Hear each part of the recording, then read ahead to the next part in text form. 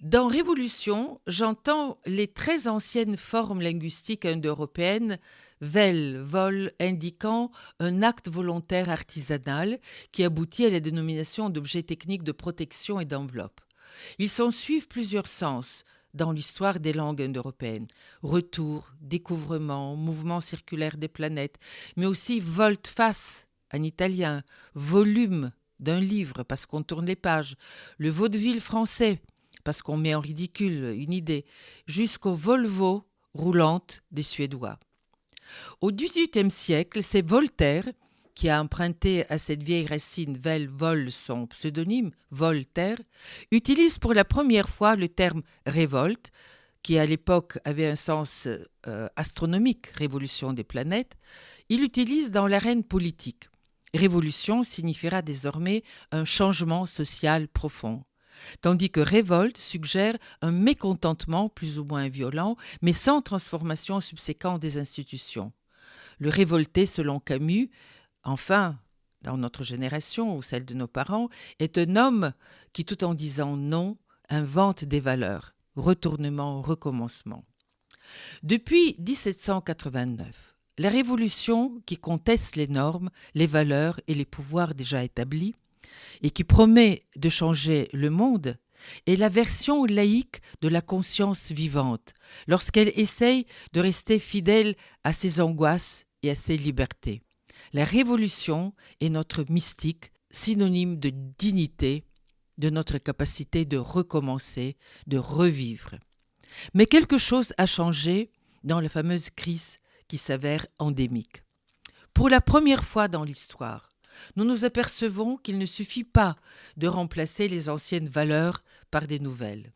Il n'y a pas de solution, parce que toute solution, que ce soit le free market, la consommation, la sécurité, l'hyperconnexion, etc., toute solution qui devient une valeur et prétend remplacer les anciens remèdes, que ce soit la charité, la lutte des classes, etc., toute solution qui se fige en remède et en nouvelles valeurs se fige à son tour en dogme et en impasse potentiellement liberticides. Les révolutions bourgeoises, les révolutions prolétariennes, les révolutions tiers-mondistes ont érigé leurs propres valeurs en dogmes et se sont compromises dans la terreur ou la bureaucratie quand elles n'ont pas échoué dans le totalitarisme. Aujourd'hui, le gangstéro-intégrisme attire en particulier les adolescents. Pourquoi ? Est-ce une révolution, une révolte ?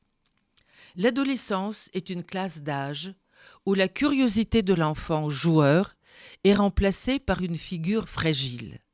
L'adolescent est un croyant. L'adolescent croyant, dont les figures prototypes sont Adam et Ève, Dante et Béatrice, Roméo et Juliette, croit dur comme fer au paradis et à l'amour absolu. Et quand la réalité les déçoit, ces adolescents-là, ou les blesse, leur besoin de croire à un idéal se transforme en une véritable maladie d'idéalité qui échoue dans la destructivité. De soi et des autres, de soi et des autres ensemble. Ces maladies d'idéalité qui croient se révolter ne font que s'autodétruire et détruire le monde des autres, en se suicidant ou en devenant casseurs, anorexiques, toxicomanes, nihilistes, fanatiques, au choix ou à la fois. Nous appelons ça en psychanalyse désubjectivation et désobjectalisation. Pas de sujet et pas d'objet. Tout le monde meurt. Les idéologies révolutionnaires du XIXe et du XXe siècle résorbaient ces idéalistes en quête de paradis avec leur envers la destructivité finale. C'étaient les révolutionnaires utopistes et parfois ou bien souvent nihilistes. Aujourd'hui, ce sont les religions intégristes qui font leur proie dans ces régions-là. Et ces pseudo-révoltés, psychiquement déstructurés et sans défense intellectuelle, succombent aux mafias de la foi. Face à ces désastres, la sanction pénale et l'insertion sociale sont impuissantes sans un accompagnement spécialisé qui pourrait remplacer les carences familiales, scolaires et professionnelles, et ceci dès les premiers signes de ce malaise dans la civilisation. J'ai déplacé mon séminaire sur le besoin de croire de l'université Paris 7 à la maison de l'adolescent, maison de Solène, hôpital Cochin que vous connaissez, boulevard de Port-Royal. Et je pense souvent à mon ami président de l'université San Martín en Argentine, qui a réussi à transformer les jeunes délinquants des zones à risque à Buenos Aires en chercheurs, dit-il.